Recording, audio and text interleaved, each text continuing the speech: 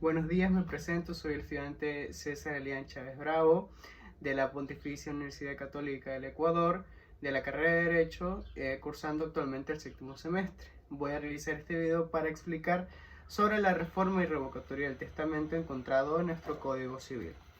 En principio, para poder hablar de la revocatoria y de la reforma del testamento hay que entender en principio qué es el testamento. El testamento, según nuestro Código Civil, en el artículo 1037, define al testamento como un acto más o menos solemne. Lo define más o menos solemne porque dependiendo del testamento que se realicen, la ley a veces requerirá ciertas solemnidades y a veces no. Esa es la variedad y justamente la característica de estos testamentos. El testamento es justamente realizado por un testador, justamente que lo realice en caso de que una vez se realice la muerte de tal, pueda haber la partida de sucesión a los legitimarios, a los legatarios y a los sucesores. Las terminologías no las voy a explicar a fin de que no va a ser el objetivo de este video, simplemente es algo que quiero acotar en principio para poder entender la naturaleza de lo que voy a tratar. Ahora, es tanto importante recalcar algunas consideraciones que yo he podido denotar de dentro de la reforma y la revocatoria. Por ejemplo, por lo que me he podido estudiar, la reforma y la revocatoria, para mi consideración, el Código Civil las toma como acciones de revocatoria y acciones de reforma. Para mi consideración son derechos y justamente la reforma y la revocatoria tiene su particularidad en relación a qué sujeto los puede realizar. Por ejemplo, la revocatoria está exclusivamente apartada para el testador. El testador es el único que podrá hacer la revocatoria del testamento, pues es él el que lo realiza. Y las acciones de reforma, o para mi consideración derecho de reforma, los puede realizar únicamente los legitimarios. Los legitimarios son tanto los padres y los hijos, solo que en este caso, evidentemente, hablándonos de padres, sería justamente el cónyuge. Listo. Ahora, para entrar en materia, el Código Civil, en su artículo 1235, nos menciona: revocatoria del testamento, caducidad de testamentos privilegiados. El testamento que ha sido otorgado válidamente no puede invalidarse, sino por la revocación del testador. ¿Esto qué quiere decir? Por ejemplo, si usted tiene un familiar y este familiar le deja un testamento, mientras él siga con vida, él puede revocarlo a su plena voluntad. Es el único sujeto, como ya he manifestado, que lo puede hacer. Ahora, sin embargo, como la ley, y todos los conocemos, y los que nos conocen, la ley siempre tiene sus excepciones. Por ejemplo, en el segundo inciso del presente artículo dice: sin embargo, los testamentos privilegiados caducan sin necesidad de revocación en los casos previstos por la ley. Ahora, ¿qué son los testamentos privilegiados? Los testamentos privilegiados son un tratamiento específico que realiza el Código Civil para ciertas personas. Me explico. En el artículo 1068 refiere a lo siguiente: que los testamentos privilegiados serán los testamentos militares y los testamentos marítimos. El Código Civil da estos tratamientos específicos para estas personas por las circunstancias en que ellos pasan. Por ejemplo, para los testamentos marítimos y los testamentos militares me referiré a estos últimos. Los testamentos militares, como ya conocemos, los militares en tiempos de guerra, cuando ellos se retiran, desde el momento ahí tienen el derecho a realizar un testamento privilegiado en sentido militar en base a su servicio que está otorgando. Una vez realizado este testamento correrá un término de 90 días.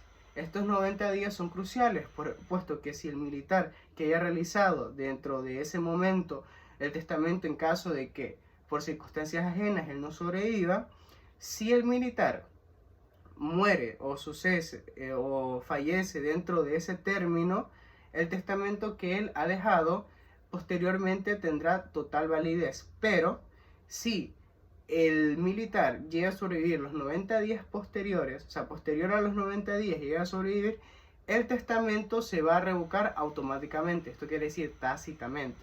Lo mismo pasa con los testamentos marítimos. Los testamentos marítimos, cuando los oficiales de la Marina están en alta mar y están en tiempos de guerra, tienen exactamente el mismo término que los militares.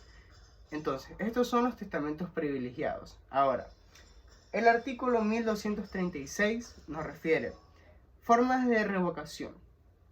El Código Civil nos refiere que las formas de revocar los testamentos se los puede hacer, además de la voluntad del testador, como yo lo manifesté, se lo puede hacer mediante la revocación de un testamento solemne, que los testamentos solemnes son los comunes, los que no son los testamentos privilegiados que acabé de mencionar, y también están los testamentos privilegiados. Listo. Ahora, el artículo 1237 nos refiere a revocación de un testamento que revoca otro. Supongamos, yo como padre hago un testamento, pero justamente antes de mi muerte, o evidentemente mientras siga con vida, hago otro testamento, que justamente revoca el otro. Ahora, lo que hay que entender en esto es que si un testamento revoca el otro, pero el segundo testamento que yo he revocado, o sea, el nuevo, lo vuelvo a revocar, no significa que el testamento anterior, o sea, el primer testamento, no significa que vuelva a estar en vigencia. Tanto el primero y el segundo quedan totalmente revocados, de ser el caso. Ahora, voy a proceder a explicar lo que es la reforma. Como manifesté anteriormente, a mi consideración, es un derecho. Y la acción de reforma justamente va dirigido solamente para los legitimarios, que como ya expliqué son los padres y los hijos. Ahora, esta acción, este derecho lo encontramos en el artículo 1239. Dice, los legitimarios a quien el testador no haya dejado que por la ley les corresponde tendrá derecho que se reforme a su favor el testamento y podrá intentar la acción de reforma, ellos o las personas a quienes hubieran transmitido su derecho dentro de 4 años, cuando desde el día en que tuvieron conocimiento del testamento y su calidad de legitimario. ¿Esto qué quiere decir?